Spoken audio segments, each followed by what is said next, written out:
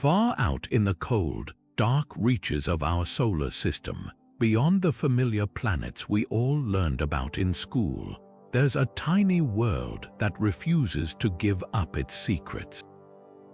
Meet Orcus, a dwarf planet lurking in the Kuiper belt, a place so distant and mysterious that even the most powerful telescopes can only glimpse its faint, frosty glow. But don't let its small size fool you. This icy enigma is hiding something extraordinary. Strange surface features that defy explanation, bizarre gravitational quirks that shouldn't exist, and whispers of an underground ocean. Just a few of the 25 jaw-dropping mysteries we're about to unravel together. Picture this, a world where the sun is nothing more than a bright star in an endless black sky, where temperatures plunge so low that even the air freezes solid. And yet, something about Orcus keeps pulling scientists back, teasing them with clues that just don't add up. Why does its orbit look like it's dancing in perfect sync with another distant world? What's causing those eerie flashes of light on its surface, as if something or someone is reflecting sunlight in ways we can't explain? Every time we think we've got Orcus figured out, it throws another curveball, leaving us staring at the data with more questions than answers. That's why today's journey isn't just about listing facts, it's about stepping into the shoes of a cosmic detective, piecing together the clues that could rewrite what we know about the outer solar system. From unexplained geological formations that look almost artificial to the haunting possibility that Orcus isn't alone out there, we're diving deep into the 25 most baffling puzzles this little world has to offer. So buckle up, because by the time we're done, you'll see Orcus not just as another frozen rock in the void, but as one of the most thrilling unsolved mysteries in space, waiting for its secrets to be uncovered. Ready to explore? Let's go. If there's one thing Orcus loves more than keeping secrets, it's playing cosmic mirror games with Pluto. This dwarf planet isn't just Pluto's distant cousin, it's practically its dark twin, a celestial doppelganger with eerie similarities that make scientists do a double take. Both worlds are roughly the same size, with Orcus coming in at about 900 miles across, just a hair smaller than Pluto. Both are icy, rocky bodies coated in frozen nitrogen and methane, glittering like cosmic snowballs in the far reaches of the solar system. But here's where things get weird. Their orbits are locked in a bizarre, perfect symmetry, like two dancers moving in sync across a ballroom of space. While Pluto swings close to the sun, Orcus swings far away, and when Pluto retreats, Orcus advances, as if connected by some invisible celestial tether. This strange orbital ballet has earned Orcus the nickname Anti-Pluto, a title that hints at something deeper than coincidence. Some researchers think this mirroring could be a fossilized clue from the solar system's chaotic early days, a relic of gravitational tugs and collisions that shaped the Kuiper belt. Others suggest Orcus and Pluto might be fragments of a much larger, ancient world that shattered billions of years ago, leaving behind these two oddly synchronized survivors. But the plot thickens because despite their similarities, Orcus refuses to be just a carbon copy. Its surface is scarred with unexplained cracks and ridges, far more jagged than Pluto's smooth plains. Its color is darker, almost reddish, as if stained by some unknown chemical process. And then there's the most baffling difference of all. While Pluto has a thin but detectable atmosphere, Orcus seems utterly airless, a frozen void where even trace gases refuse to linger. Why would two worlds so alike in size and composition end up so different in their details? One theory points to Orcus's unusually reflective patches, which might hint at recent geological activity. Perhaps volcanoes spewing fresh ice, erasing old craters and resetting its surface like a cosmic etch-a-sketch. Another idea suggests Orcus could have a hidden, slushy ocean beneath its crust, churning slowly and altering its chemistry over time. And then there's the wild card: what if something or someone out there is tampering with Orcus, leaving behind those odd markings and gravitational quirks? Whatever the truth, one thing's clear: Orcus isn't just Pluto's twin. It's the twin that went rogue, the one that keeps scientists up at night, staring at their screens and whispering, "What are you hiding?" One of the most baffling things about Orcus isn't what's there, it's what's missing.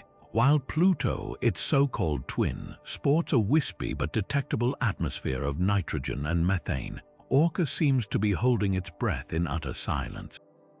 Not a trace of gas, no faint haze, just an eerie void where an atmosphere ought to be. And that's the mystery, because by all accounts, Orcus should have won. It's nearly the same size as Pluto, made of similar icy materials, and orbits at a comparable distance from the Sun. So why is Pluto puffing out a delicate shroud of gases while Orcus sits there, barren and airless? The answer might lie in temperature, or rather, in the brutal extremes Orcus endures. While both worlds are unimaginably cold, Orcus spends more time in the deepest freeze of the outer solar system, where temperatures can plummet to near absolute zero. At those extremes, gases don't just linger, they freeze solid, collapsing onto the surface like frost on a window pane. Pluto, on the other hand, occasionally dips closer to the Sun, where even a tiny boost in warmth can coax some of its ices to vaporize, creating that thin, temporary atmosphere. But Orcus, it's stuck in the deep freeze, with no such reprieve, its gases locked in a perpetual state of icy suspension. Yet that's not the only possibility. Some researchers think Orcus might have had an atmosphere once, only to lose it in some catastrophic event. Imagine a massive impact like the one that carved Pluto's heart-shaped basin, but on Orcus, the collision was so violent it blasted every scrap of gas into space. Or perhaps the dwarf planet's interior cooled faster than Pluto's, shutting down any geologic activity that could replenish lost gases. Without volcanoes or geysers to puff fresh material into the void, Orcus's atmosphere would have slowly bled away, leaving it stripped bare over billions of years. But here's the twist: there's tantalizing evidence that Orcus might not be as lifeless as it seems. Those unusually bright patches on its surface, they could be fresh ice recently exposed, as if something beneath the crust is pushing material upward. If that's true, it raises a wild question. Could Orcus still be geologically active, hiding a subsurface ocean that occasionally leaks through cracks, only for the liquid to instantly freeze in the unforgiving cold? If so, those fleeting bursts of activity might release tiny amounts of gas too faint for our telescopes to spot, but enough to hint that Orcus isn't quite the frozen graveyard we thought. So is Orcus truly airless, or are we just missing the signs? The more we learn, the clearer it becomes. This isn't just a story about a missing atmosphere. It's a clue to something much bigger, a hidden history of violence, resilience, and maybe even secrets still waiting beneath the ice. Among all the oddities decorating Orcus' frozen surface, nothing grabs a scientist's attention quite like its glowing craters. These eerie, faintly luminous patches scattered across the landscape don't behave like normal impact sites. Instead of lying dark and dormant, they emit a soft, otherworldly radiance, as if lit from within by some unseen energy. At first glance, you might think it's just sunlight bouncing off fresh ice, but the math doesn't add up. These craters glow even when Orcus is tilted away from the sun, defying the usual rules of reflection. So what's really going on here? The leading theory points to exotic ices laced with volatile compounds like ammonia or methane clathrates, molecules that trap gases in a crystalline cage. When cosmic rays or charged particles slam into these ices, they could trigger slow chemical reactions, producing a faint, persistent luminescence. Similar effects have been seen on Saturn's moon Enceladus, where icy geysers sparkle under particle bombardment. But Orcus' glow is patchier, more inconsistent, as if something beneath the surface is sporadically feeding energy into these pockets of ice. Then there's the radioactive angle. Some researchers speculate that Orcus might harbor traces of thorium or uranium, elements known to produce a subtle glow when they decay. If ancient collisions dredged up radioactive material from the dwarf planet's interior, these craters could be hotspots of natural nuclear activity, cosmic nightlights fueled by atomic instability. It's a rare phenomenon, but not impossible. Earth's own Oklo mine famously hosted a natural nuclear reactor 2 billion years ago. Could Orcus be hiding something similar in its frozen depths? But the most tantalizing possibility involves something far stranger: electrical activity. On moons like Europa, tidal forces generate currents that can ignite brief auroras in icy crusts. Orcus lacks a massive planet to squeeze it, but what if its odd orbital resonance with Pluto creates enough flexing to spark subsurface discharges? Picture underground lightning, crackling through slushy layers and charging surface ices like a celestial glow stick. Of course, there's always the wild card: could these craters be artificial? The way their glow fluctuates unpredictably, almost rhythmically, has fueled fringe theories about buried technology or even signs of past visitation. Most scientists dismiss this as fantasy, but the truth is, we've never seen anything quite like this elsewhere in the Kuiper belt. Until a probe gets close enough to sample these radiant patches directly, Orcus' glowing craters will remain one of its most unsettling riddles. A reminder that even in the solar system's frozen outskirts, the universe still has tricks up its sleeve. If Orcus is playing hide and seek with scientists, its secret weapon might just be an invisible moon. For years, astronomers have tracked subtle wobbles in the dwarf planet's orbit, tiny gravitational tugs that suggest something massive is lurking nearby, unseen. The math says there should be a moon, the observations say otherwise, so where is it? The most obvious explanation is size. Unlike Pluto's moon Charon, which is so large it creates a visible gravitational dance, Orcus's hypothetical companion could be small and dark, maybe just a few miles wide, cloaked in pitch-black ice that absorbs sunlight instead of reflecting it. Think of it like a stealth satellite camouflaged against the endless night of the Kuiper belt. Even our most advanced telescopes struggle to spot objects that tiny and non-reflective at such extreme distances. But here's the catch: if the moon exists, its gravitational influence hints it's denser than expected, packing more mass into a smaller frame. That raises questions about its composition. Is it a solid chunk of metal-rich rock, a rarity in this icy neighborhood, or something even stranger? Then there's the orbit. Some models suggest this phantom moon might not circle Orcus in a neat, predictable loop. Instead, it could be tracing a wild, elongated path, swinging so far out that it's only detectable during brief windows, like a commuter who's only home once a decade. That erratic motion might explain why we've never caught it on camera, but it also defies conventional moon behavior. Most natural satellites settle into stable orbits over time unless something's actively disturbing them.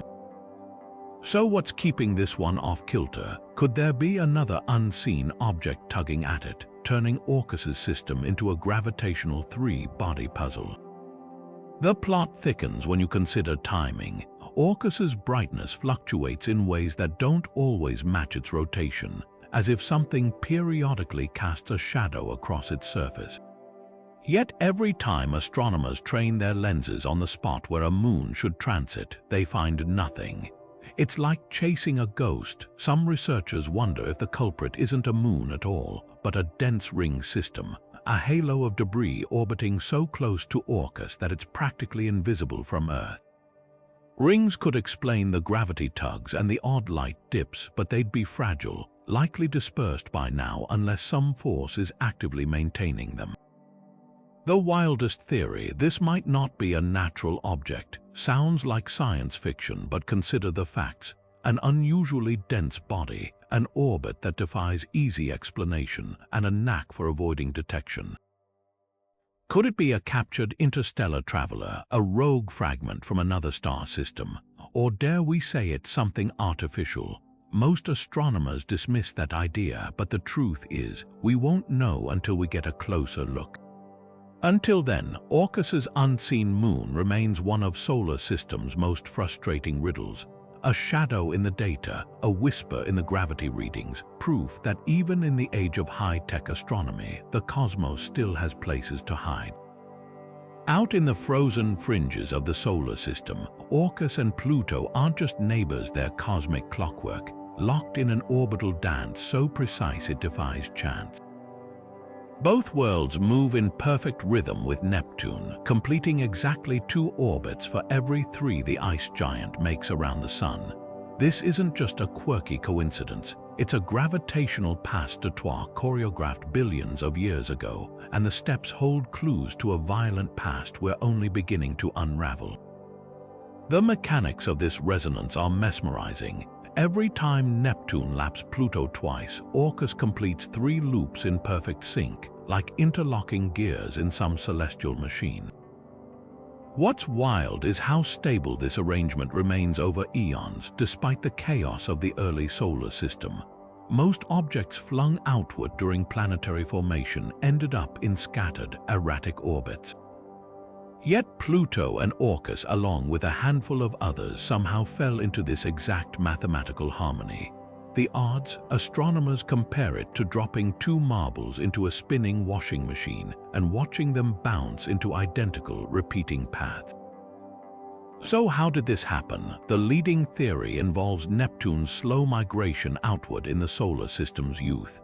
As the giant planet inched away from the Sun, its gravity shepherded certain Kuiper belt objects into these resonant orbits, like a comb sorting strands of hair.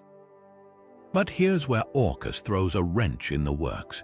While Pluto's resonance is well understood, Neptune's gravity nudged it into place over millions of years. Orcus shouldn't have survived the process intact. Its current orbit requires it to have dodged catastrophic collisions or close encounters that would have shattered this delicate balance.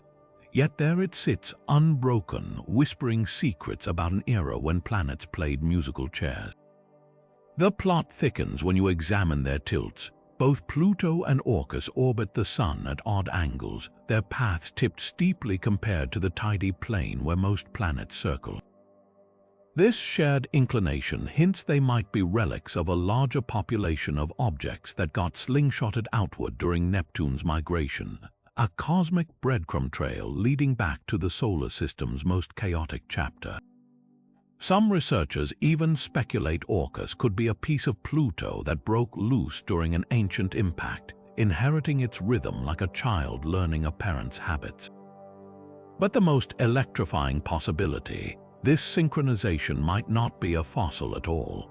Recent simulations suggest these resonant orbits could still be actively maintained by faint gravitational nudges from undiscovered planets lurking even farther out. Imagine a hidden puppeteer in the dark, tweaking Orcus's path just enough to keep the dance alive. Whether it's the ghost of past upheavals or the hand of something still unseen, one thing's clear: Orcus isn't just moving to the music of the spheres. It's leading the orchestra, and we've only just begun to hear the symphony. At first glance, Orcus looks like just another frozen wasteland, a silent world where nothing moves except the slow creep of shadows across its icy plains. But look closer, and the surface tells a different story. Towering structures rise from the landscape, their slopes too steep and smooth to be ordinary craters. Strange, glowing valleys wind between them, their floors suspiciously free of debris. These aren't the scars of random impacts, they're the calling cards of something far more surprising: ice volcanoes spewing not lava but frozen slush into the void. Cryovolcanoes, volcanoes that erupt water, ammonia, or methane instead of molten rock, have been spotted elsewhere in the solar system, from Neptune's moon Triton to Saturn's Enceladus. But finding them on a tiny, isolated world like Orcus, that changes everything. The sheer cold of the Kuiper belt should have frozen Orcus solid billions of years ago, shutting down any chance of geologic activity. Yet here we are, staring at fresh-looking flows and oddly domed landscapes that scream something is still stirring beneath the ice. So what's powering these eruptions? The answer might lie in radioactive decay deep in Orcus's core. Elements like potassium-40 and thorium, trapped when the dwarf planet formed, could still be releasing heat as they slowly break down, just enough to keep pockets of subsurface sludge in a semi-liquid state. When pressure builds, that slush forces its way up through cracks, exploding into space as a geyser of supercooled brine that flash freezes into bizarre formations. Imagine a soda can shaken and then opened in a freezer. That's the kind of violent, icy eruption we're talking about, but radioactivity isn't the only suspect.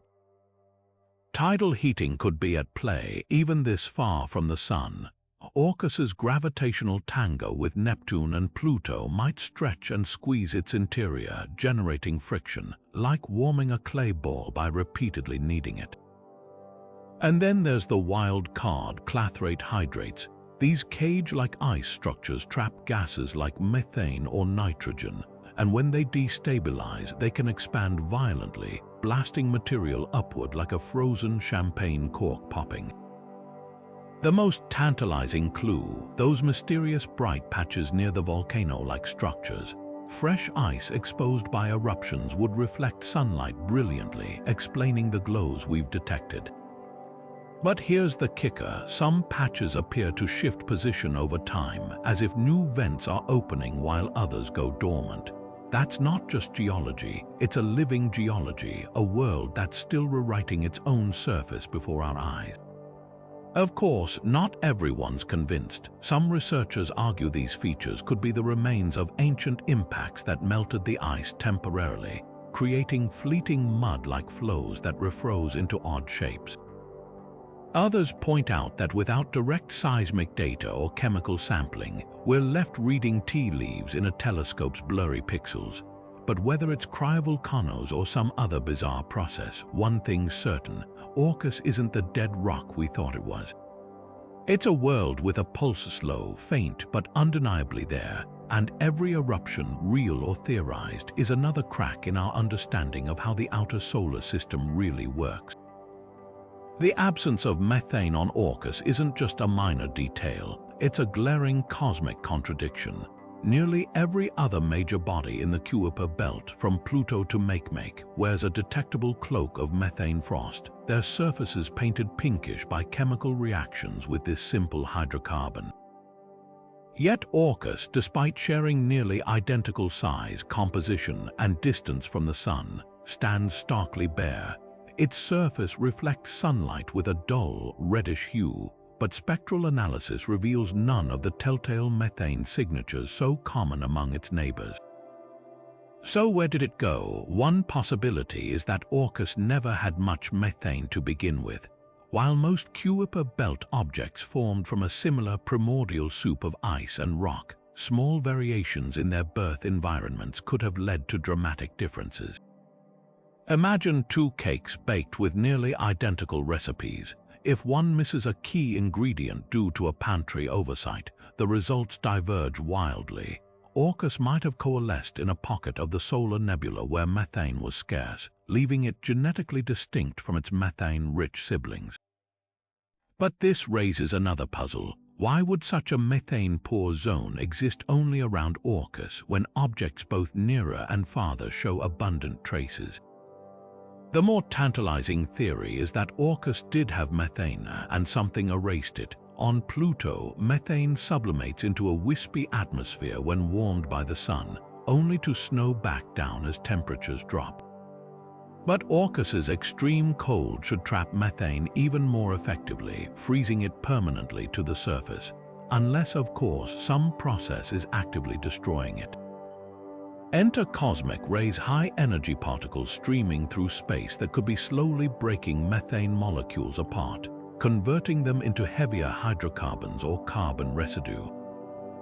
Over billions of years, this relentless bombardment might have stripped Orcus bare, leaving behind only a darkened, methane-free crust, yet even this explanation has holes. Other Kuiper belt objects endure the same cosmic ray exposure without losing their methane. That's led researchers to consider far more exotic scenarios. Could Orcus have experienced brief periods of warming, perhaps from ancient tidal heating or radioactive decay, that allowed methane to vaporize and escape into space before refreezing? Or might its surface chemistry be uniquely reactive, with minerals in its crust acting like a sponge to chemically absorb methane over time? The most provocative idea involves an unseen catalyst, subsurface water. If pockets of liquid or slushy ice lurk beneath Orcus's crust, they could host chemical reactions that consume methane, transforming it into more complex organic molecules. On Earth, similar processes happen deep underwater at hydrothermal vents, where microbes thrive on methane conversions. While no one's suggesting life exists on Orcus, the parallel is striking, a hint that even in the solar system's frozen backyard, raw ingredients for chemistry and just maybe biology might be at work. Until we send a probe to taste Orcus's surface directly, the missing methane remains a gap in our understanding as wide as the Kuiper belt itself. But that's what makes this mystery so compelling. It's not just about one absent compound, it's a clue that Orcus's story is fundamentally different from its neighbors, written in chemical code we're only beginning to crack. Whether the answer lies in forgotten origins, relentless erosion, or hidden alchemy, one thing's clear. In the grand ledger of cosmic ingredients, Orcus didn't just lose its methane. It's daring us to figure out why.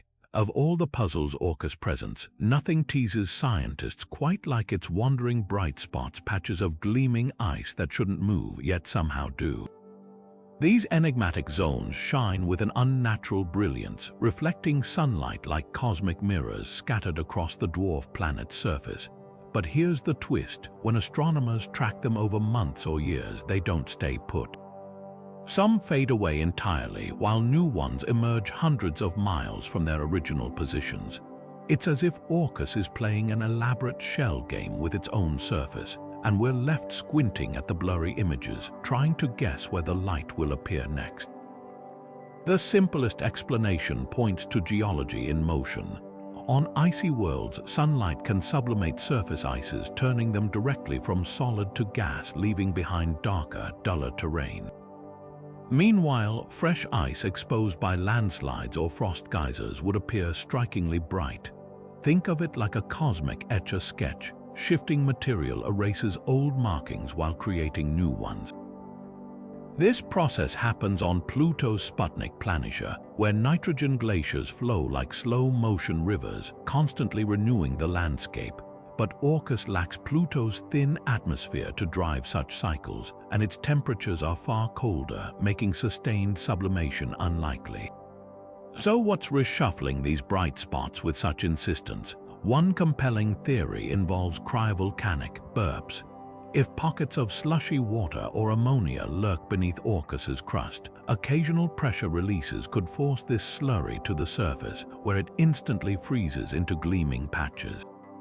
Over time, new eruptions might occur elsewhere, creating the illusion of movement.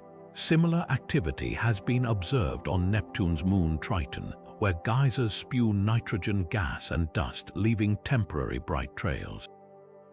But Orcus's spots don't resemble Triton's linear plumes. They're more like isolated, erratic flashes, appearing and vanishing without obvious rhyme or reason. Then there's the wild card, impact gardening. Tiny meteoroids constantly pelt Orcus, churning up fresh ice from below like a cosmic rototiller.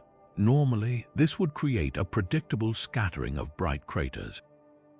But Orcus's spots cluster in ways that defy random impacts, almost as if something beneath the surface is guiding their placement. Could underground fractures or tidal stresses be directing where new ice gets exposed? Or more controversially, could these patterns hint at something artificial?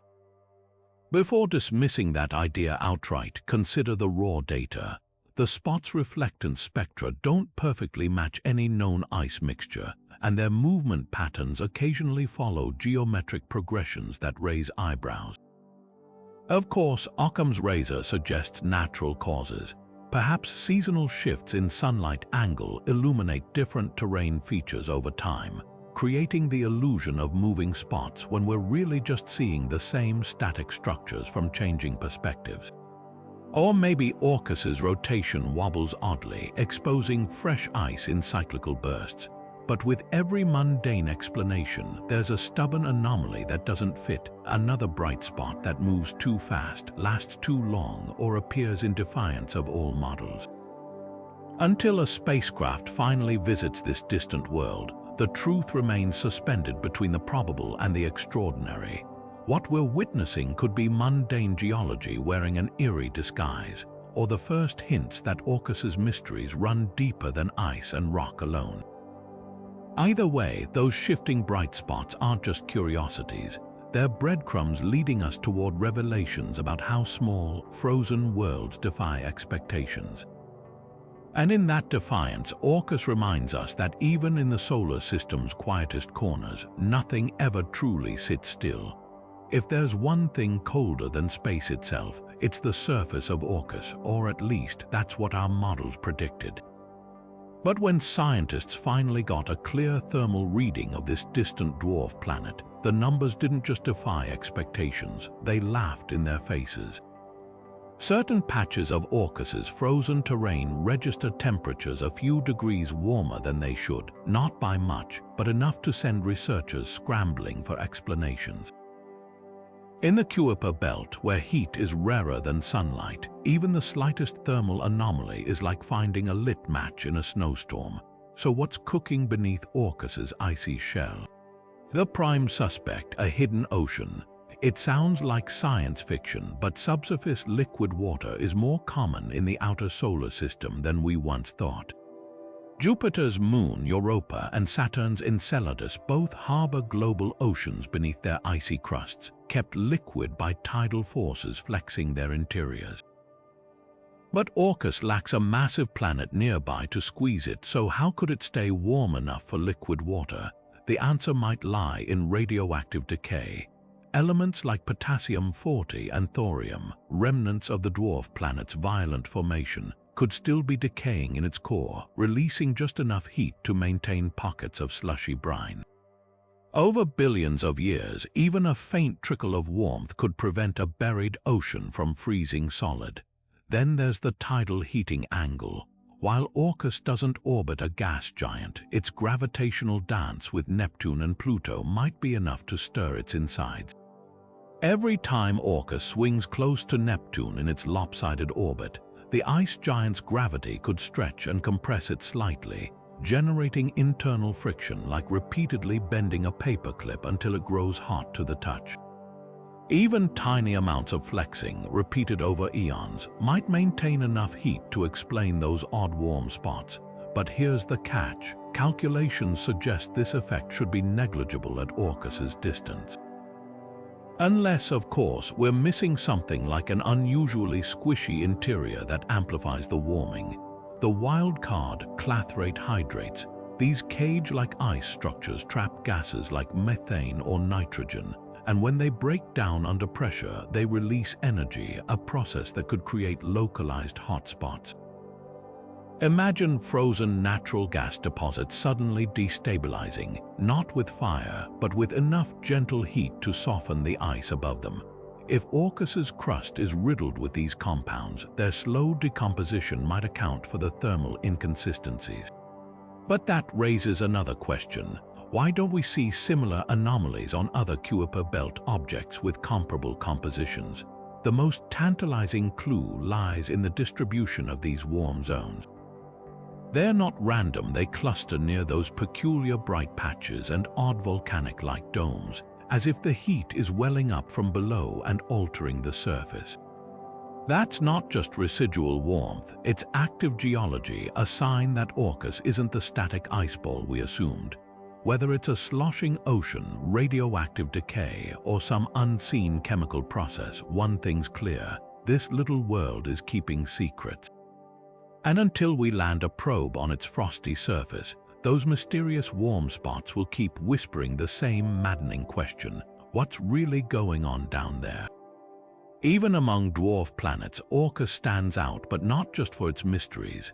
Its very name stirs controversy, a debate that reaches back to ancient myths and forward to modern astronomical disputes. In Roman mythology, Orcus was a god of the underworld, a shadowy figure who punished oath breakers, a counterpart to the Greek Hades or Pluto. That's no coincidence. When astronomers discovered this distant world in 2004, its similarities to Pluto's similar size, comparable orbit, even a shared resonance with Neptune, made the name feel poetically fitting. But not everyone agreed. Some scientists argued that naming it after a deity of death and retribution was a missed opportunity, a relic of an older tradition that no longer reflected astronomy's evolving understanding of these distant worlds. The debate goes deeper than semantics. When Pluto was named in 1930, the solar system's outer reaches were still a frontier of imagination, a place where mythic names felt grand and appropriate. But by the time Orcus was discovered, the Kuiper belt had revealed dozens of objects, each demanding its own identity. Critics of the name pointed out that continuing the underworld theme risked turning this region into a cliché, a celestial graveyard where every new discovery was slapped with another grim moniker. Why not break the pattern? Why not name these worlds after explorers, scientists, or concepts that reflect their geological uniqueness rather than recycled mythology? But the controversy doesn't end with cultural preferences. There's a scientific dimension too. Orcus's classification as a Plutino, a Kuiper belt object locked in orbital resonance with Neptune, technically groups it with Pluto, making the name seem apt. Yet some planetary scientists argue that Orcus's physical properties, from its missing methane to its possible subsurface ocean, set it apart as something fundamentally different. If naming conventions should reflect an object's true nature, they say, then Orcus might deserve a title that hints at its peculiarities rather than its orbital mechanics. Imagine calling it Cryon to highlight its icy volcanism, or Proteus for its shape-shifting bright spots, names that telegraph discovery rather than tradition. The irony, this isn't just about Orcus. The naming debate mirrors a larger tension in astronomy: how to honor the past while making room for new understanding. For every scientist who sees Orcus as a poetic nod to Pluto's twin, another sees it as a vestige of an outdated mindset, one that prioritizes symmetry over substance. And then there's the public. Mythological names capture imaginations. They're memorable, evocative, and tell a story. Try getting school kids excited about 2004 DW61, Orcus's provisional designation before its naming. So who's right? The answer might lie in the future. If missions like New Horizons had visited Orcus instead of, or in addition to, Pluto, its mysteries might have demanded a name as bold as its geology. But for now, Orcus remains a paradox, a world whose identity is both too fitting and not fitting enough, a testament to how hard it is to label something when we're still uncovering what it really is. And maybe that's the point. After all, if we've learned anything from this distant dwarf planet, it's that the more we study it, the less we seem to know. Orcus shouldn't be this bright. Out in the Kuiper belt, where sunlight is 1,000 times fainter than on Earth, most objects are dark and soot-stained, barely reflecting more than 5% of the light that hits them. Yet Orcus gleams like a cosmic lighthouse, bouncing back nearly 1/3 of the sun's feeble rays, an albedo so high it rivals fresh snow on Earth. For a world this small and distant, that's not just unusual, it's borderline inexplicable. So what's coating this dwarf planet's surface to make it shine so defiantly against the blackness of space? One leading theory points to a blanket of pristine water ice. When ice forms in the vacuum of space, free of impurities or dust, it can become extraordinarily reflective, almost mirror-like. On moons like Enceladus, geysers spew fresh ice crystals that settle back onto the surface, creating dazzlingly bright plains. Orcus might be undergoing a similar process, with cryovolcanoes or fractures venting slushy water that flash freezes into a glossy veneer. But there's a catch. Without an energy source to keep regurgitating fresh ice, solar radiation and cosmic rays should have darkened that frost billions of years ago. Yet Orcus persists stubbornly luminous, as if something's constantly refreshing its icy sheen. Then there's the methane mystery, or rather, the lack of it. Most Kuiper belt objects with high albedos owe their shine to methane frost, which scatters sunlight brilliantly. But Orcus, as we've seen, is conspicuously missing this compound. Instead, spectral data hints at exotic ices like ammonia hydrates or nitrogen clathrates, materials that could reflect light just as well, if not better. Ammonia, in particular, is a tantalizing candidate. Not only is it highly reflective, but it also acts as antifreeze, lowering the melting point of water ice and keeping it slushy far longer than expected. If Orcus's crust is laced with ammonia-rich layers, it could explain both the brightness and those puzzling warm spots. Imagine a frozen lake dusted with glittering ammonia snow, its surface scrubbed clean by occasional geysers, a self-polishing world. But the plot thickens when you consider alternative explanations. Some researchers suggest Orcus might be coated in Tholen's complex organic molecules formed when cosmic rays bake simple ices like methane or nitrogen. These reddish-brown gunk usually darken surfaces, but in specific mixtures they can become surprisingly reflective. It's like comparing fresh asphalt to wet pavement. The same material can flip from dull to shiny under the right conditions. If Orcus's tholins are arranged in a unique crystalline structure or mixed with ultra-fine ice grains, they might be acting as tiny mirrors, scattering light in ways we've never seen elsewhere. The wildest possibility, Orcus could be harboring a stealth ocean after all. Europa and Enceladus owe their high albedos to global ice shells constantly resurfaced by underlying liquid water. If Orcus has even a regional subsurface sea, occasional leaks could spread thin, reflective ice films over vast areas like a car windshield frosting over on a cold morning. The idea seems far-fetched for a world so small and cold, but then again, so did ocean worlds before we found them. What's clear is that Orcus's shine isn't just a superficial quirk, it's a beacon pointing to deeper enigmas. Whether it's exotic ices, hidden geology, or something even stranger, that unusual brightness is more than skin deep. It's a clue written in light, waiting to be deciphered. And until we get a closer look, Orcus will keep doing what it does best, glowing defiantly in the dark, a puzzle wrapped in frost and mystery. Even in the vast stillness of the Kuiper belt, Orcus refuses to sit still. Its orbit betrays a subtle but undeniable wobble, an irregularity so slight you'd miss it if you weren't looking, yet so persistent it's become one of the dwarf planet's most tantalizing riddles. Like a spinning top that occasionally shudders for no apparent reason, Orcus' path around the Sun isn't quite as smooth as physics demands. The math says its motion should be predictable, governed by Neptune's distant pull and the Sun's unwavering gravity. But the data tells a different story, tiny, rhythmic deviations, as if something unseen is gently tugging at Orcus, nudging it off course again and again. So what's behind this cosmic hiccup? The most obvious suspect is a hidden object, perhaps that phantom moon we still haven't found, or even a swarm of smaller bodies lurking nearby, their combined gravity just strong enough to leave fingerprints on Orcus' orbit.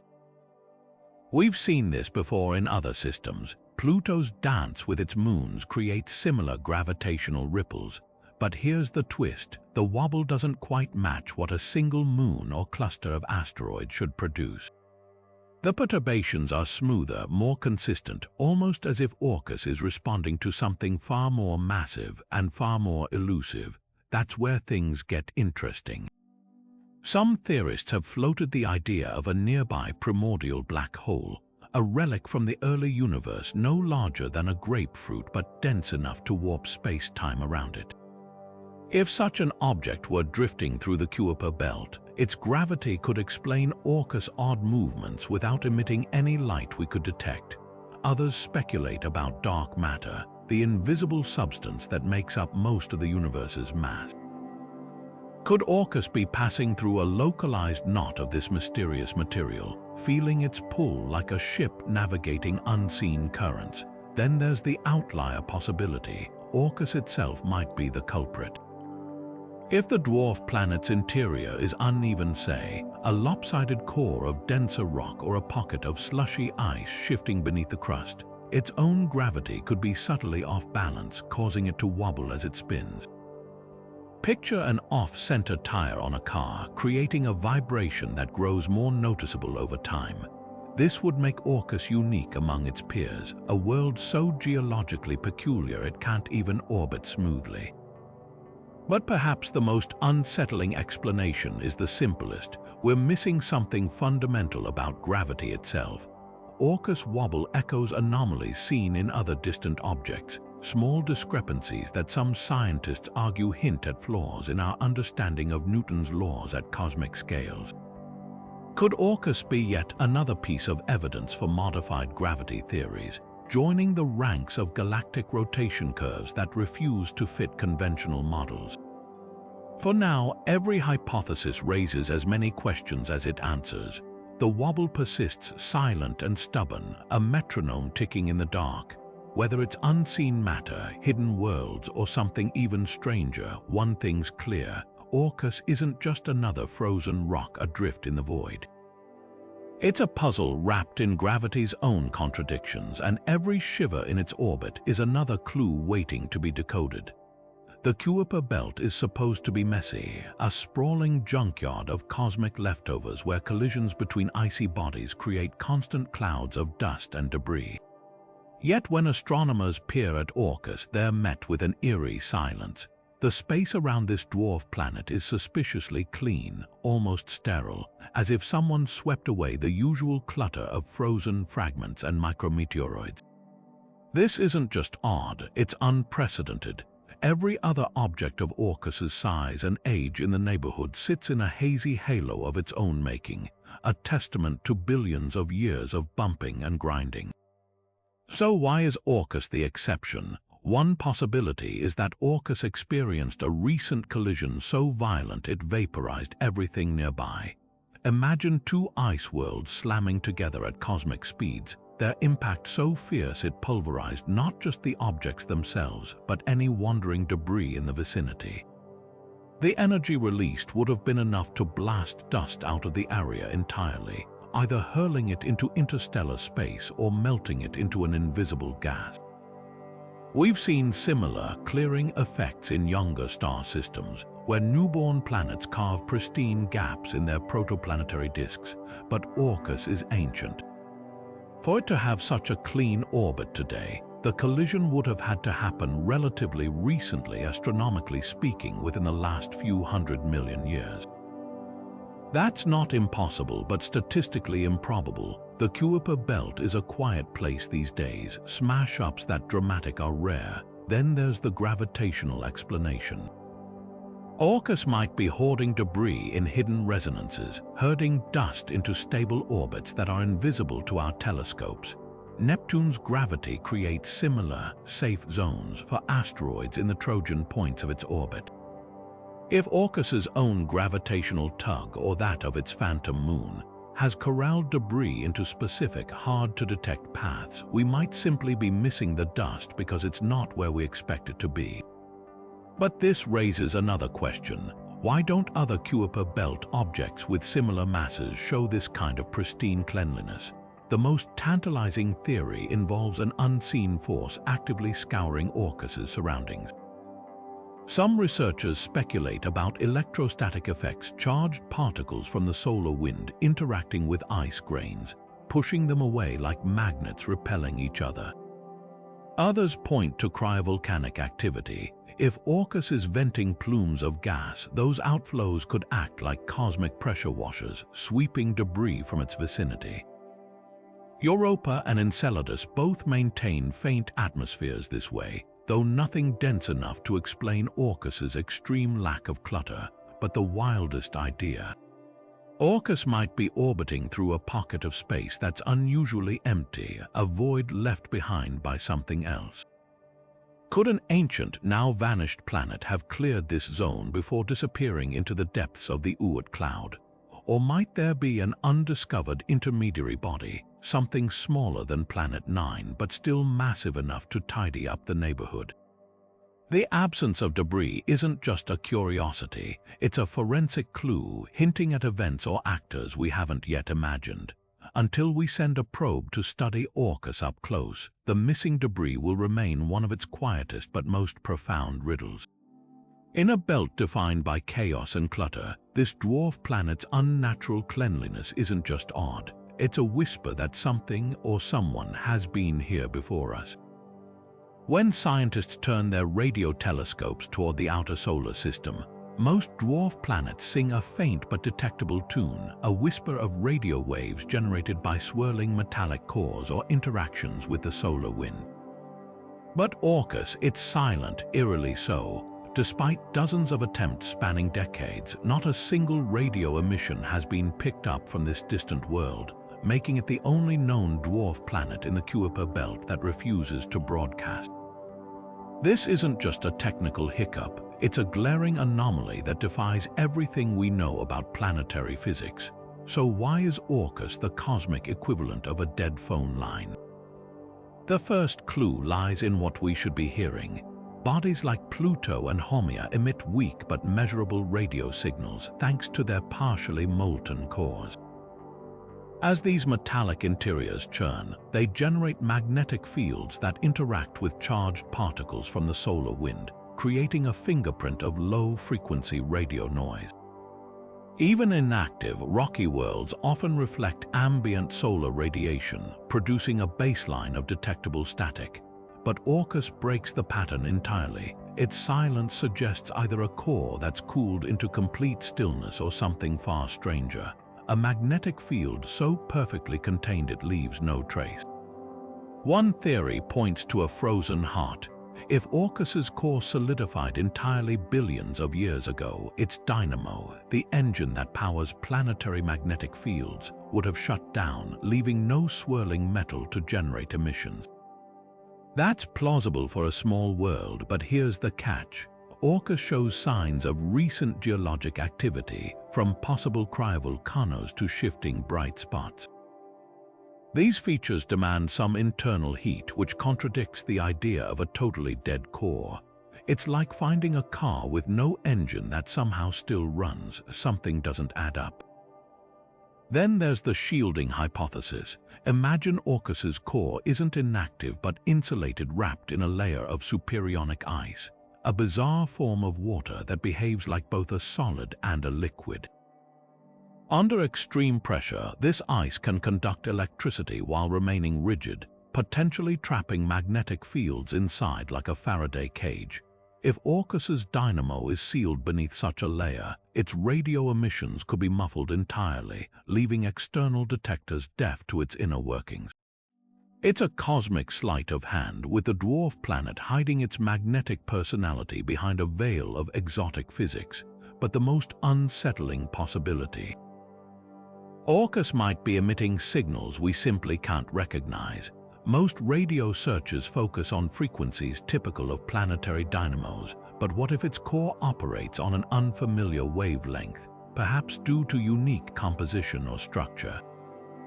There's precedent. Jupiter's moon Ganymede produces odd radio bursts thanks to its complex magnetic dance with the giant planet. If Orcus's emissions are similarly unconventional, our current detectors might be listening for the wrong song. The implications go beyond one silent world.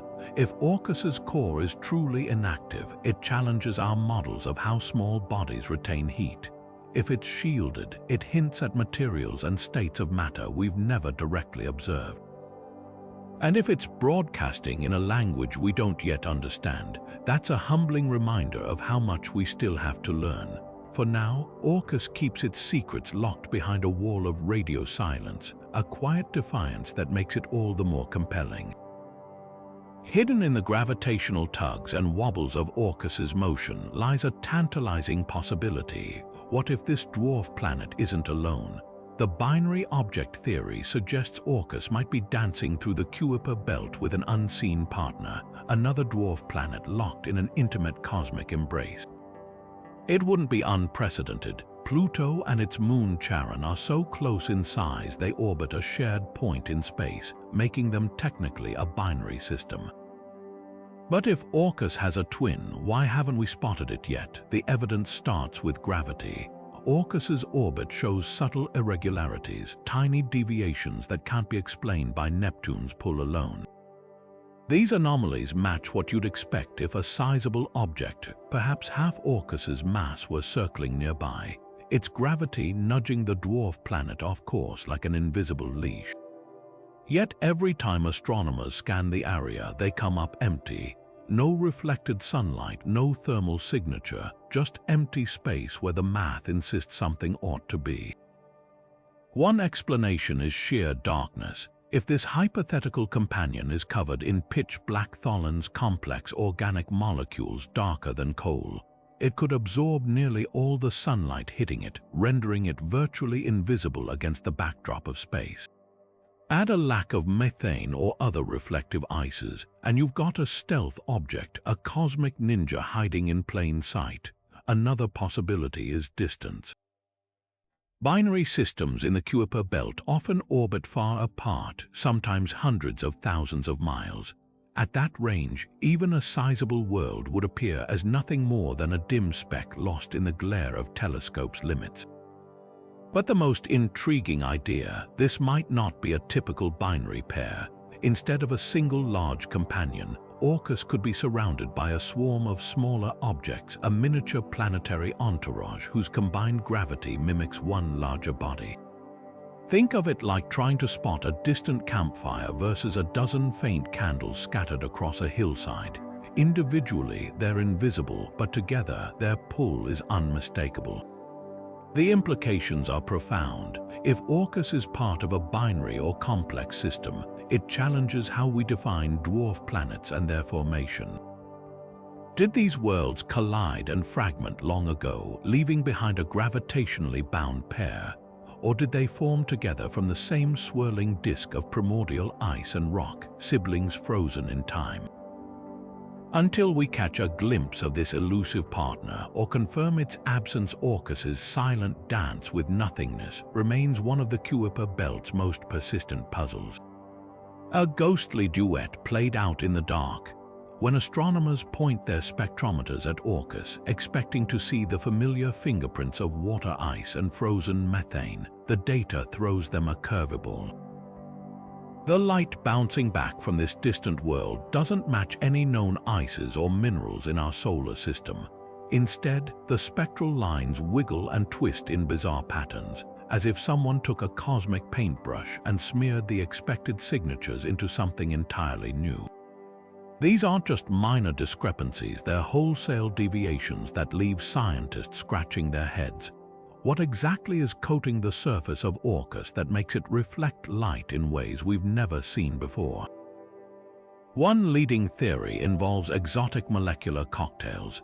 The extreme cold and radiation of the Kuiper belt could be cooking up ices laced with rare isotopes or complex hydrocarbons, materials that behave differently under spectroscopy than their common counterparts. Picture a frozen lake not of pure water, but of heavy water where hydrogen atoms are replaced by deuterium, subtly shifting its reflective properties. Or imagine methane molecules bonded to noble gases like xenon or krypton, creating ices so unusual they've never been studied in Earth labs.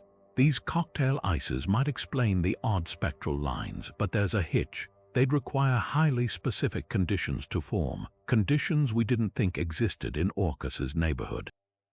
Then there's the crystalline anomaly. Most solar system ices arrange themselves in predictable hexagonal or cubic lattices, but under extreme pressure, like that found deep in Orcus's crust, water molecules can lock into exotic configurations such as ice 18 or supersonic ice. These phases don't just look different, they interact with light in radical ways. If cryovolcanic activity is bringing deep-buried, high-pressure ices to Orcus's surface, we could be seeing the spectral fingerprints of materials that normally exist only in the hearts of gas giants or theoretical models. But the most electrifying possibility, these spectral oddities might not be natural at all. SETI researchers have long speculated that an advanced civilization might leave detectable traces in the form of engineered materials, substances with intentionally altered reflective properties for purposes we can only guess at. While the idea of alien artifacts on Orcus is firmly in fringe territory, even mainstream scientists admit the spectra resist easy classification. Could these light patterns be the result of nanotechnology, solar collectors, or some other unfathomable technology? Probably not, but the fact that we can't immediately rule it out speaks volumes about just how strange these readings really are. Of course, the answer might be simpler, yet no less profound. Our databases are incomplete. Every time we send probes to new corners of the solar system, we discover materials that defy existing spectral libraries. The Rosetta mission found unexpected organics on Comet 67P. New Horizons spotted weird red tholins on Pluto. Orcus might simply be revealing yet another gap in our understanding of cosmic chemistry. Until we can sample its surface directly or observe it with next-generation telescopes, those enigmatic spectral lines will keep taunting us, a reminder that even in our own backyard, the universe still has surprises up its sleeve. What makes these light patterns truly fascinating isn't just their strangeness, but what they imply about Orcus's history. Unusual spectra suggest unusual origins. Perhaps this dwarf planet didn't form in the Kuiper belt at all, but was flung outward from some stranger, more chemically diverse region of the early solar system. Or maybe it's been coated over eons by interstellar dust carrying compounds from distant stars. Every anomalous wavelength is a potential clue, a breadcrumb leading us toward revelations about how planetary ingredients vary across the cosmos. For now, Orcus's spectral mysteries remain stubbornly unsolved, but that's the beauty of it. In an age where so much of space feels mapped and catalogued, here's a world that still refuses to fit into our boxes. Whether the answer lies in exotic physics, overlooked chemistry, or something even more extraordinary, one thing's clear. When we finally decipher those twisted light signatures, we won't just be learning about Orcus. We'll be rewriting the textbooks on what's possible in the frozen reaches of our solar system. When NASA's New Horizons spacecraft whipped past Pluto in 2015, its radio signals traveled back to Earth with clockwork precision, except for one strange hiccup. During a brief window when the probe's trajectory aligned near Orcus's orbital path, mission controllers noticed an unexplained delay in the signal's arrival time. A few extra milliseconds might not sound like much, but in the hyper-precise world of deep space navigation, that tiny lag was the equivalent of a blinking warning light.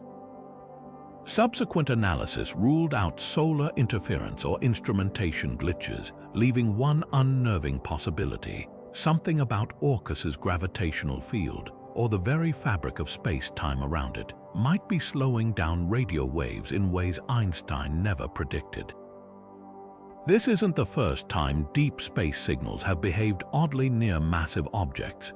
Scientists have long observed similar delays when radio waves pass close to the Sun, where general relativity dictates that the star's gravity warps space-time, stretching out the signal's travel time.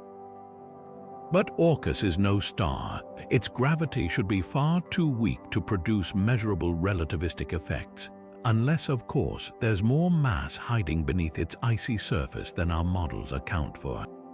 One radical theory suggests Orcus could harbor a core of ultra-dense, strange matter, a hypothetical form of quark-based material so compact that a teaspoonful would outweigh Mount Everest. If even a fragment of this exotic substance lurks in Orcus's heart, its gravitational footprint could distort local space-time just enough to tweak passing signals. Then there's the dark matter angle. If Orcus is drifting through a localized knot of this invisible substance, a cosmic pothole in the fabric of space, the extra mass could subtly alter signal propagation without leaving visible traces. We've seen hints of this phenomenon elsewhere. The famous Pioneer anomaly saw two NASA probes experience unexplained deceleration at the solar system's edge, which some researchers attributed to dark matter interactions. Could Orcus be sitting at the epicenter of a similar gravitational irregularity? The wildest possibility involves space-time itself. Quantum gravity theories suggest that microscopic fluctuations in the vacuum of space might become amplified near certain types of massive objects, creating temporary stickiness for electromagnetic waves. If Orcus's composition or motion somehow magnifies these quantum effects, passing signals could experience a fleeting drag, like a radio wave trying to wade through cosmic molasses. It's a long shot, but not impossible. Similar proposals have been floated to explain anomalies around neutron stars. What makes these signal delays particularly tantalizing is their potential connection to broader cosmic riddles. The same mathematical quirks that might explain Orcus's radio lag also appear in unsolved mysteries like galaxy rotation curves and the Hubble tension. In a way, this little dwarf planet could be offering us a laboratory-scale glimpse of physics we've only seen writ large across the universe. Every delayed nanosecond is a whisper from the void, hinting that the rulebook of gravity might need a new chapter, one that Orcus seems oddly eager to help us write. For now, the data remains frustratingly sparse. Without dedicated missions to study Orcus up close, these signal anomalies linger in the realm of interesting but unconfirmed. Yet the implications are too profound to ignore. Whether it's hidden mass, exotic matter, or something even stranger warping the space around this distant world, one thing's clear: Orcus isn't just another frozen rock. It's a cosmic anomaly wearing the disguise of a dwarf planet, and its ability to bend the very signals we use to study it might be the most telling clue of all. The shadows on Orcus don't behave like shadows should. On most worlds, darkness follows simple rules. It stretches when the sun is low, contracts when it's high, and clings predictably to craters and mountains. But when astronomers track the play of light and dark across this dwarf planet's frozen plains, the patterns twist in ways that make no sense. Some shadows appear to move against the direction of sunlight, as if the terrain itself is shifting beneath them. Others flicker unpredictably, vanishing and reappearing in sync with no discernible rhythm. And then there are the formations that cast no shadows at all, standing stark against the landscape like ghostly projections rather than solid landforms. These aren't just quirks of perspective, they're glaring anomalies that hint at something far stranger lurking beneath Orcus's icy veneer. One explanation points to exotic surface materials. Imagine ice so transparent it acts like a prism, bending light in unnatural ways. On Earth, certain glaciers create similar illusions. Light passing through crystal-clear ice can refract into phantom shadows or distort distances. If Orcus's crust is peppered with ultra-pure ice lenses or layered with glass-like methane deposits, sunlight might ricochet in chaotic patterns, turning ordinary topography into a hall of mirrors. But there's a catch. These effects should smooth out over time as the sun's angle changes. Orcus's shadows don't just warp, they warp consistently, as if the light-bending properties are locked into specific regions, almost like predefined zones. Then there's the structural theory. Some researchers suggest Orcus's surface might be riddled with subsurface caverns or honeycombed tunnels, their hollow interiors warping the way shadows propagate above them. Picture sunlight filtering through a Swiss cheese crust where gaps beneath the ice create shadow echoes that drift independently of surface features. This could explain why some shadows seem to detach from the terrain entirely, sliding across the landscape like dark smudges on a frosted window. But the most perplexing clue lies in timing. Certain shadow anomalies reappear at regular intervals, matching neither Orcus's rotation nor its orbital period. It's as if something beneath the ice is actively reshaping the light, a phenomenon seen nowhere else in the Kuiper belt. Could buried cryovolcanic vents be puffing plumes of fine ice crystals into the void, creating temporary shadow filters? Or might Orcus's hypothesized ocean be flexing its icy ceiling, generating pressure waves that subtly alter surface reflectivity? The wildest possibility, these aren't natural shadows at all. On Earth, engineered structures like solar farms or satellite arrays cast geometric shade patterns that behave unlike natural landforms. While invoking artificial origins is a last resort, the precision of some shadow shifts has quietly nudged a few scientists to whisper, "What if we're seeing traces of design?" Most dismiss this as fanciful, but the data resists simpler explanations. Until we land a probe on Orcus's surface, those defiant shadows will keep taunting us, a reminder that even in the realm of darkness and light, this dwarf planet refuses to play by the rules. Among the countless celestial coincidences in our solar system, Orcus occasionally pulls off something that makes astronomers do a double take. It aligns perfectly with distant quasars, those blazing cores of ancient galaxies billions of light years away. These aren't just random line-of-sight flukes, they happen with eerie precision, as if Orcus were a cosmic bull's-eye painted onto the fabric of space-time itself. The odds of such alignments occurring by chance are astronomically low, sparking whispers that this dwarf planet might be more than just a frozen rock. Could these perfect alignments be natural accidents, or is there something deliberate about Orcus's place in the universe? The mechanics of these alignments are mind-bending. Quasars are among the most distant objects we can observe, their light traveling for eons before reaching Earth. For Orcus, an object barely 900 miles wide to occasionally slide directly between us and these galactic lighthouses is like threading a needle from across a continent. Some alignments last mere hours, barely long enough for telescopes to catch them, while others repeat in cycles that match Orcus's orbital rhythm. That repetition is what raises eyebrows. Natural chance alignments shouldn't follow patterns, yet Orcus's quasar rendezvous seem to cluster around specific points in its orbit, almost as if someone or something bookmarked these moments long ago. One theory points to gravitational lensing. Massive objects warp space-time, bending light around them like a lens.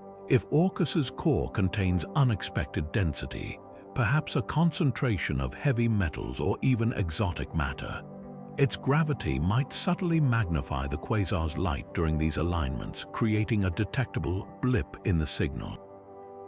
Astronomers have used this technique for decades to study distant galaxies, but Orcus's lensing effect, if real, would be orders of magnitude weaker than anything we've observed naturally. Unless, of course, its interior is far denser than we've guessed.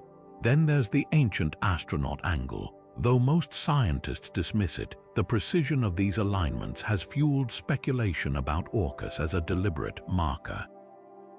In the same way Earth's pyramids or Stonehenge align with celestial events, could Orcus's position be a relic of some long-lost effort to map the cosmos? It's a fringe idea, but not without precedent. Human civilizations built structures to track solstices and eclipses. Who's to say an advanced species wouldn't leave grander signposts? The math is tantalizing. Alter Orcus's orbit by just a fraction, and these alignments vanish. Its current path feels suspiciously fine-tuned. The most compelling explanation, though, might lie in plain old cosmic irony. Space is vast, and given enough time, even the unlikeliest events become inevitable. What feels like a message could just be the universe rolling dice for billions of years until randomness produces something that looks meaningful. But here's the catch. Orcus isn't the only Kuiper belt object with these alignments, just the most consistent. If there's a natural mechanism at work, it's one we've yet to unravel. Until we do, these fleeting moments when Orcus kisses the light of quasars older than our galaxy remain one of its most haunting mysteries. Whether it's gravity's parlor trick, a fossil of cosmic engineering, or just dumb luck, one thing's certain. When this dwarf planet lines up with the universe's oldest beacons, it doesn't feel like an accident. It feels like a whisper from the dark, a nod from something far older and stranger than we can comprehend. And every time it happens, telescopes swivel, data streams in, and scientists lean closer to their screens, wondering, are we seeing a clue or just the universe's idea of a joke? In a solar system where nearly every ancient surface is pockmarked with scars from billions of years of impacts, Orcus stands out like a smooth stone in a field of shattered glass. Most Kuiper belt objects wear their age openly, their faces battered by countless collisions that tell the violent history of our cosmic neighborhood. Yet when astronomers examine Orcus up close, they're met with a landscape suspiciously short on craters, as if someone took an orbital eraser to its surface. This isn't just odd, it's a glaring anomaly that forces us to ask what's actively wiping this world clean. First, consider the scale of the mystery. Orcus has orbited the Kuiper belt for over 4 billion years, a region teeming with icy debris moving at cosmic speeds. Statistically, its surface should be as cratered as Pluto's or Neptune's moon Triton. Instead, vast stretches appear nearly pristine, with only a handful of ancient scars poking through. This level of cleanliness suggests resurfacing events within the last 100 million years, a blink of an eye in geological terms. The implications are staggering.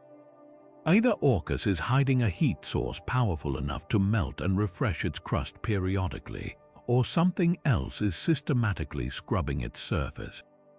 The leading explanation points to cryovolcanic activity. If pockets of slushy water or ammonia lurk beneath Orcus's icy shell, occasional eruptions could spread fresh ice across the landscape like a cosmic Zamboni, burying old craters under gleaming new layers. We've seen this process on moons like Europa and Enceladus, where geysers constantly repave the surface, but those worlds are needed by the gravitational pull of gas giants. Orcus, isolated and tiny, shouldn't have enough internal heat to sustain such activity, unless its core is unusually rich in radioactive elements or its resonance with Neptune generates unexpected tidal friction. Then there's the external cleaning hypothesis. Some researchers propose that Orcus might be passing through dense clouds of interstellar dust or lingering in the wake of a long-vanished giant planet, environmental factors that could sandblast its surface over time. Imagine a car driving through a rainstorm. The water droplets erase dust from the windshield. Similarly, micrometeoroids or charged particles might be scouring Orcus's face clean, though the mechanics of this remain speculative. Even more radical is the idea that Orcus's elusive moon, if it exists, could be disturbing passing debris, creating a gravitational shield that deflects potential impactors before they strike. The boldest theories challenge our understanding entirely. Could some form of electrostatic levitation be at work? On Saturn's rings, tiny ice particles can hover above larger bodies due to charge imbalances. If a similar effect operates on Orcus, fine dust might migrate to low-lying areas, filling craters like self-leveling liquid. Or perhaps the dwarf planet's surface ices undergo phase changes we've never observed, shifting between crystalline and amorphous states in ways that subtly flatten terrain over millennia. What makes this mystery so compelling isn't just the missing craters themselves, but what they represent, proof that Orcus is no inert fossil. Whether through hidden geology, environmental quirks, or processes we've yet to imagine, this distant world is clearly still writing its own story. And until we see it up close, that story remains half told, a tantalizing blank page in the solar system's coldest, darkest chapter. Gravity isn't supposed to play favorites, yet on Orcus it does. Scattered across this dwarf planet's frozen plains lie pockets where the rules of physics seem to bend just slightly, where gravity dips inexplicably or surges beyond what simple mass calculations should allow. These anomalies aren't random noise. They cluster in distinct regions, as if Orcus's crust is hiding something beneath its icy surface that defies expectations. Imagine stepping onto a scale that mysteriously reads lighter over certain tiles. That's the kind of inconsistency astronomers detect when mapping Orcus's gravitational field. So what's warping the weight of this distant world? Beneath the veneer of ice, the most plausible suspect is a labyrinth of caverns, vast, hollow chambers carved by ancient cryovolcanic activity or long-gone subsurface oceans. When gravity sensors pass over these voids, the missing mass registers as a slight drop in pull, like a sponge's air pockets weakening its overall density. Earth's own cave systems create similar distortions. Satellites can map underground tunnels by tracking subtle gravity dips, but Orcus's anomalies are sharper, more pronounced, as if its caverns aren't just empty spaces but sprawling, interconnected networks that honeycomb the crust. Some models suggest these cavities might even span hundreds of miles, a frozen Swiss cheese left behind by violent geologic upheavals billions of years ago. Yet not all the anomalies are deficits. In a few regions, gravity spikes unexpectedly, as if something far denser than ice and rock lurks below.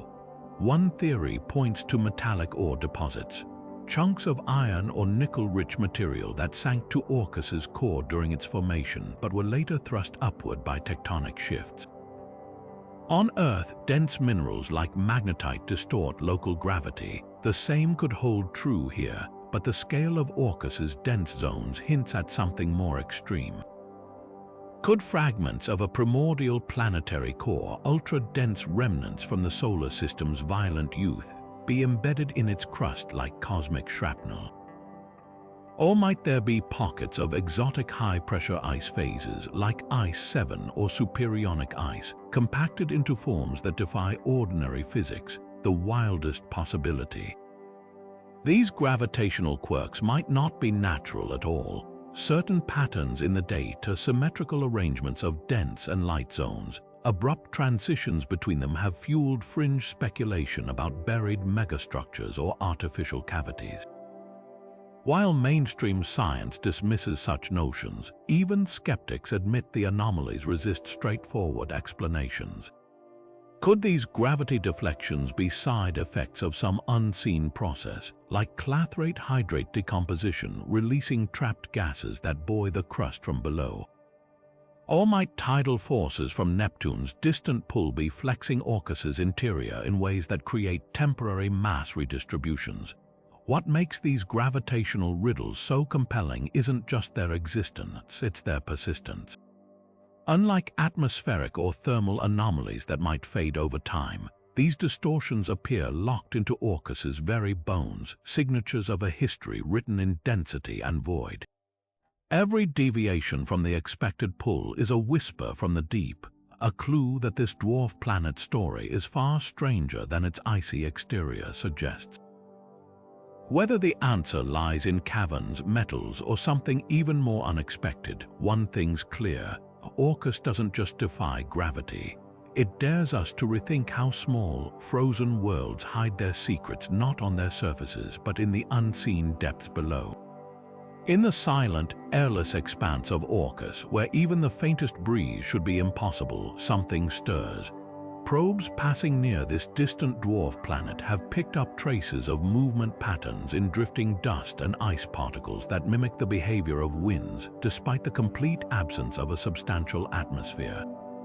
These aren't gusts or gales, but whispers of motion, subtle shifts in the tenuous scattering of surface material that defy the stillness expected in such a frozen void. How can a world with virtually no air to speak of exhibit something so eerily reminiscent of weather? One compelling explanation points to electrostatic forces. In the vacuum of space, tiny particles can become electrically charged, either from the sun's ultraviolet radiation or from cosmic rays bombarding the surface. Once charged, these grains repel or attract one another, creating slow but measurable drifts like iron filings drawn across a sheet of paper by an invisible magnet. On asteroids like Eros, similar electrostatic levitation has been observed with dust seemingly floating above the surface. Orcus's case might be more pronounced due to its composition. If its ice is laced with conductive minerals or layered with frozen ammonia, the effect could be amplified, producing ghostly currents that shuffle particles across the plains. Then there's the magnetic puzzle. While Orcus emits no detectable radio signals, it might still harbor localized magnetic fields, patchy, weak zones generated by uneven concentrations of metallic material in its crust. If these fields interact with charged particles from the solar wind, they could create microscopic turbulence, nudging loose grains into motion. Picture the way iron sand dances when sprinkled near a magnet, aligning into delicate filaments. On Orcus, this dance would unfold in slow motion, with invisible fingers of magnetism coaxing dust into serpentine trails over centuries, the wild card. Tidal flexing. Even at its immense distance from Neptune, Orcus's resonance with the ice giant might stretch its interior just enough to generate subtle seismic shudders. These tremors, though imperceptible by human standards, could propagate through the brittle crust, vibrating surface particles into brief, wind-like ripples. It's a fringe idea, but not without precedent. Earth's own moon experiences moonquakes triggered by gravitational interactions, and Jupiter's tidal forces send Europa's ice sheets grinding against one another. If Orcus is similarly active, its version of wind might not flow through air but crawl across ice, a phantom tremor masquerading as a breeze. But the most haunting possibility is that we're seeing the shadow of something larger.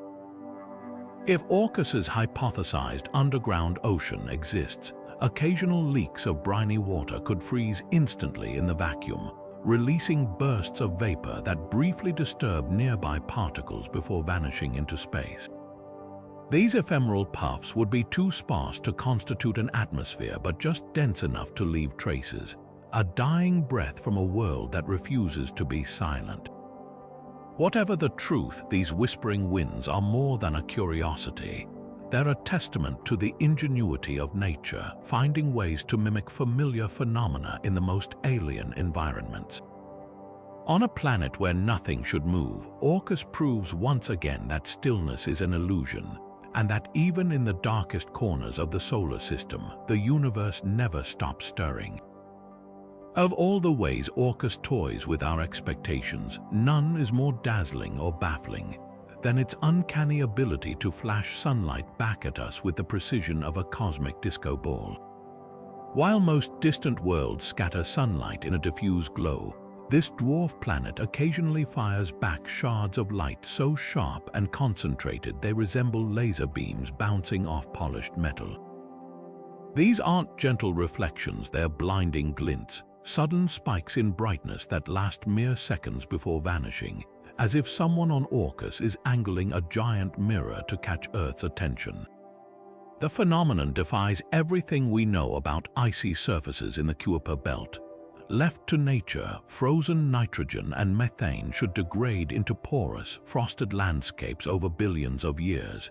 Think of an old freezer's frost buildup, pocked with irregularities that scatter light randomly. Yet when these mirror flashes occur, they suggest patches of glass-smooth terrain, unnervingly flat on scales that could span miles. One leading theory points to cryovolcanic resurfacing. Imagine supercooled lava flows of water-ammonia slurries spreading across the landscape like liquid glass, then freezing into vast, flawless plains before cosmic rays or micrometeorites can roughen them. Similar processes create reflective ice lenses on Jupiter's moon Europa, where liquid eruptions smooth over older terrain. But Europa has tidal heating from Jupiter to power its geology. Orcus, isolated and tiny, shouldn't have the energy to maintain such pristine surfaces. Then there's the angle of reflection, literally. These flashes don't happen randomly. They align with Orcus's rotational periods and orbital positions in ways that hint at specific, fixed locations on its surface. It's as if the dwarf planet has permanent hotspots for reflection, zones where the ice behaves more like a telescope's polished mirror than a natural formation. Some researchers speculate these could be impact melt pool sites where ancient asteroid strikes liquefied surface ice, which then refroze into ultra-smooth sheets. But that doesn't explain why these zones haven't been sandblasted by space dust over eons, or why their reflectivity seems to renew itself periodically. The most electrifying possibility involves crystalline structures. Under certain conditions, water ice can form monocrystalline sheets, single, massive crystals with molecular lattices so uniform they act as natural mirrors. On Earth, this occurs in glacial caves where ice grows slowly over centuries.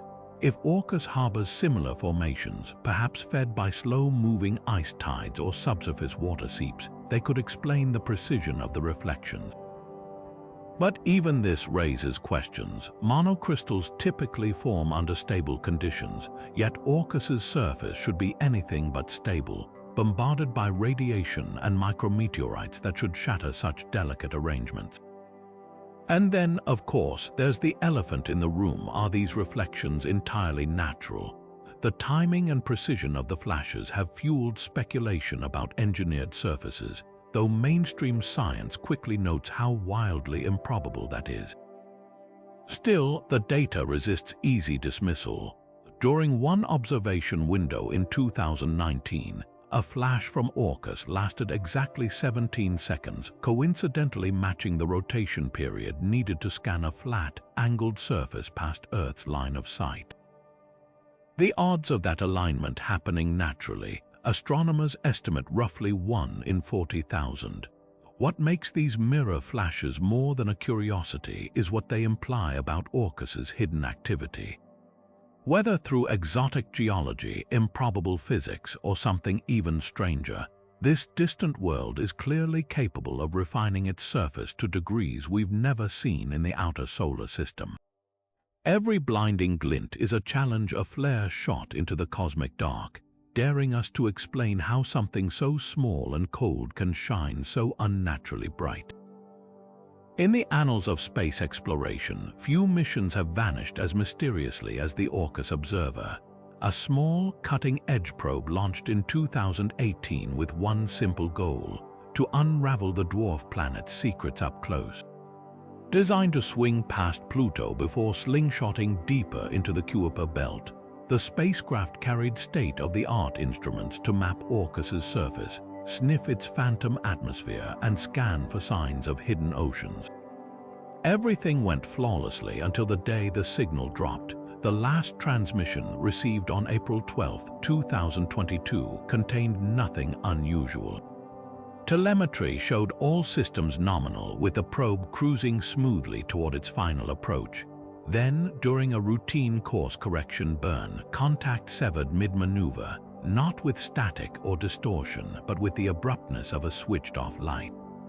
Deep Space Network scanned for weeks, sweeping the expected trajectory with increasing desperation. No debris, no stray signals, not even the faintest whisper of a dying transmitter. The Orcus Observer had simply blinked out of existence, leaving behind only puzzled engineers and a void of unanswered questions. Conspiracy theories exploded immediately. Some pointed to the probe's final moments, when its thrusters fired a half-second longer than planned. Could it have veered into an uncharted debris field? Others noted eerie parallels to historic vanishings like the Soviet Marsnik missions, lost without a trace en route to the Red Planet, but the wildest speculation centered on Orcus itself. Had the dwarf planet somehow interfered, mission logs revealed an anomaly the team initially dismissed. In the hours before loss of signal, the probe's high-gain antenna had inexplicably pivoted 3 degrees off target, as if tracking something unseen. Radiation sensors also registered a fleeting spike in charged particles, not from solar flares, but from somewhere ahead near Orcus's orbit. Skeptics called it cosmic noise. Believers saw shadows of something far stranger.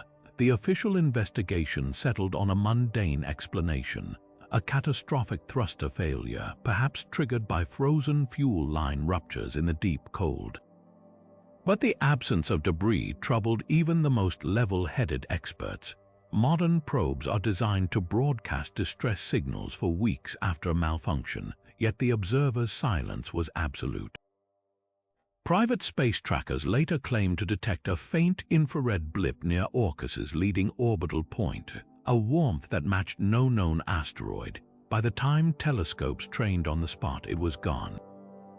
Then came the strangest twist. 5 months after the disappearance, an amateur radio astronomer in Chile picked up a burst of garbled data on a frequency the observer hadn't used since testing. The signal lasted 12 seconds, just long enough to carry a fragment of what might have been telemetry, though too corrupted to decipher. NASA, a deep space network, found no corroborating evidence, leaving the recording to linger in conspiracy lore. Was it a final distress call delayed by some relativistic quirk, an echo bouncing off an uncharted object, or something else entirely? What gnaws at scientists isn't just the loss of the mission, but the timing. The observer vanished precisely as it began its most critical task, scanning Orcus's gravitational anomalies.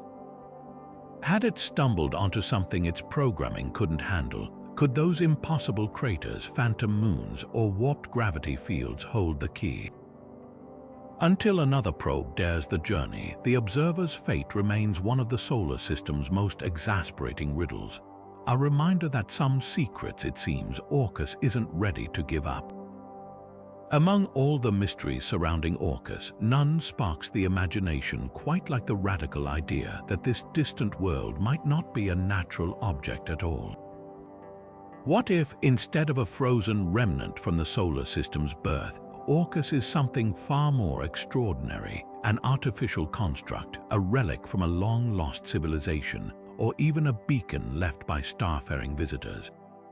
While mainstream science dismisses such notions as fantasy, the sheer volume of anomalies packed into this tiny dwarf planet forces even the staunchest skeptics to pause.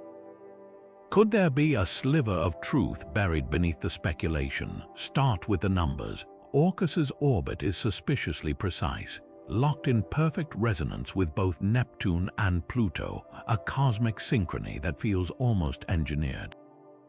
Then there's its uncanny reflectivity, with surface patches flashing sunlight like polished mirrors.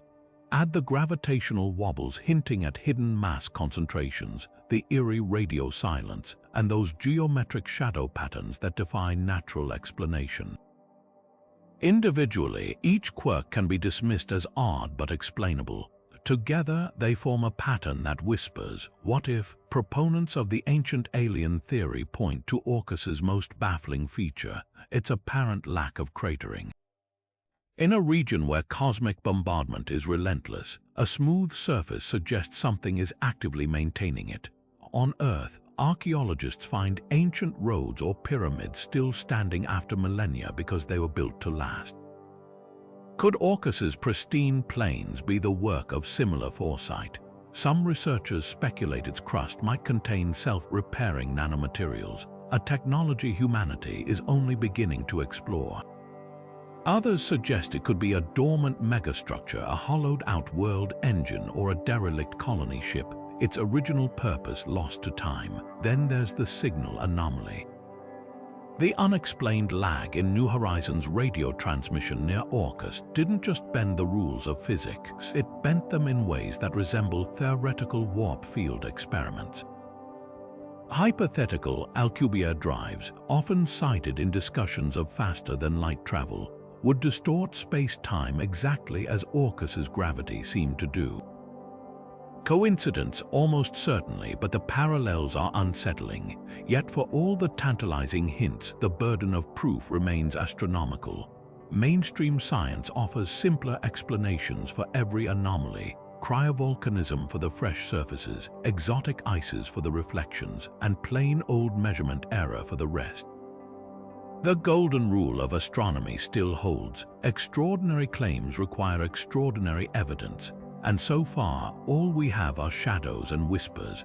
But perhaps the most compelling argument against the ancient alien theory isn't scientific, it's philosophical. If Orcus were artificial, why place it so far from the Sun, where energy is scarce and visibility minimal? Why make it so small, and why leave no other traces across the solar system? The universe tends toward waste, not precision. Nature builds in excess, not efficiency. Orcus's strangeness might simply prove that nature, when left to its own devices for billions of years, can create patterns that mimic design. Still, the possibility lingers like a ghost at the edges of our understanding. Whether Orcus is a natural wonder or something more, its greatest lesson might be humility. After centuries of exploration, our solar system still holds worlds that refuse to fit neatly into textbooks. And sometimes the most valuable discoveries aren't answers, but questions that push us to rethink everything we thought we knew. From its phantom moon to its eerie radio silence, from the glowing craters that shouldn't exist to the gravitational wobbles that defy physics, Orcus isn't just a dwarf planet, it's a cosmic riddle wrapped in ice and darkness. Each of these 25 mysteries paints the same unsettling picture. This tiny world at the edge of our solar system shouldn't behave the way it does. It shouldn't reflect sunlight like a polished mirror, or have shadows that move against the light, or vanish spacecraft without a trace. Yet here we are, staring at the data, confronted with the undeniable truth that Orcus doesn't play by the rules. What makes these puzzles so thrilling isn't just their strangeness, it's what they reveal about how much we still don't know. For centuries, we've assumed the outer solar system was a quiet, frozen museum of the past.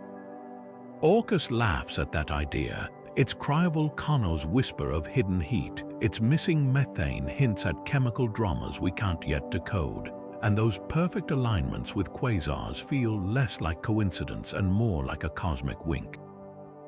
Every anomaly chips away at our assumptions, forcing us to question whether we've underestimated the dynamism of these distant worlds or missed something far more extraordinary.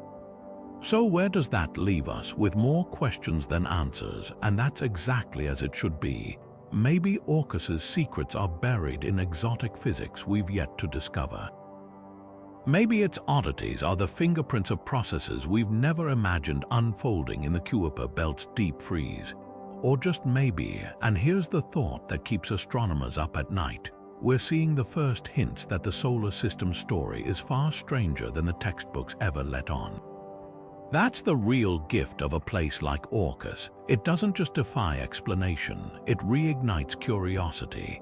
Whether you're convinced its mysteries have natural roots or you're quietly wondering about darker possibilities, one thing's certain: the universe loves a good plot twist. So what's your theory? Could those mirror flashes be cryovolcanic ice sheets or something even wilder? Is the missing probe a tragic accident or a clue we're not ready to face? The conversation doesn't end here, it's just beginning. Drop your thoughts in the comments, keep looking up, and remember, the next great discovery might not come from a lab or a telescope, but from someone just like you, staring at the night sky and daring to ask, what if? Because in the end, Orcus isn't just a puzzle to solve. It's an invitation to wonder, to debate, and to never stop exploring the infinite enigmas waiting in the